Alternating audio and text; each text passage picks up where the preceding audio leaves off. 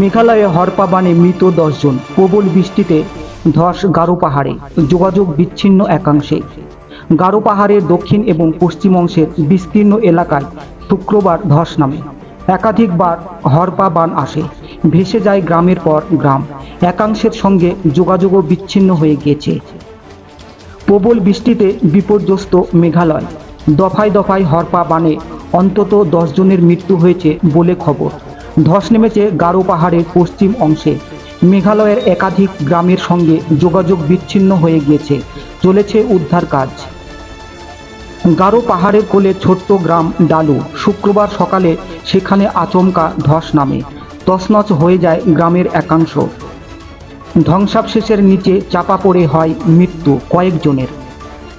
তারপর থেকে শনিবার পর্যন্ত গারো পাহাড়ের পশ্চিম এবং দক্ষিণ অংশে একাধিকবার ধস নেমেছে। হরপা বানও হয়েছে দফায় দফায়। 10 জনের মৃত্যু ছাড়াও বহু মানুষ আহত হয়েছেন এই প্রাকৃতিক বিপর্যয়ে। মেঘালয়ের একাংশের সঙ্গে যোগাযোগ বিচ্ছিন্ন হয়ে গিয়েছে। বৃষ্টিতে ভেঙে পড়েছে কাঠের তৈরি একাধিক সেতু, রাস্তাও ক্ষতিগ্রস্ত। শুক্রবারের হরপা বানের পর বাগমারি শহর থেকে ডালু গ্রাম পর্যন্ত বিস্তীর্ণ অংশের সঙ্গে যোগাযোগ করা যাচ্ছে না। সড়কপথে গ্রাম পর্যন্ত পৌঁছাতে পারছেন না উদ্ধারকারীরা।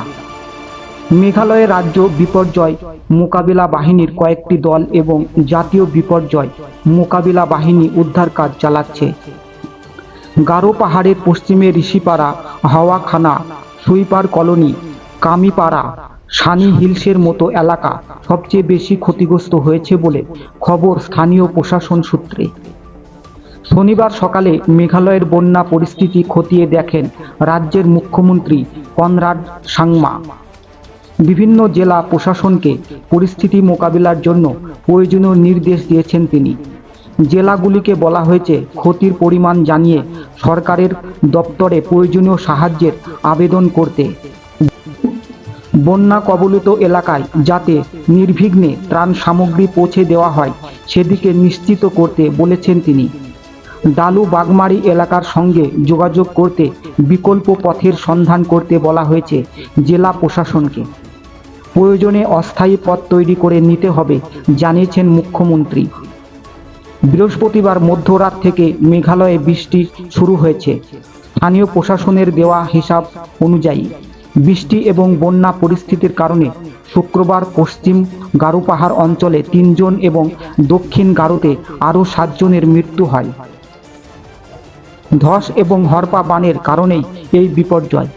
মৃতদের পরিবারকে ক্ষতিপূরণ দেওয়ার বিষয়ে জেলা প্রশাসনকে প্রয়োজনীয় নির্দেশ দিয়েছেন মুখ্যমন্ত্রী কনরাড।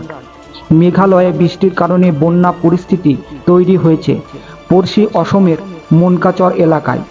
সেখানে একাধিক গ্রাম ইতিমধ্যে জলমগ্ন হয়ে পড়েছে। সেই পরিস্থিতির দিকেও নজর রাখা হয়েছে।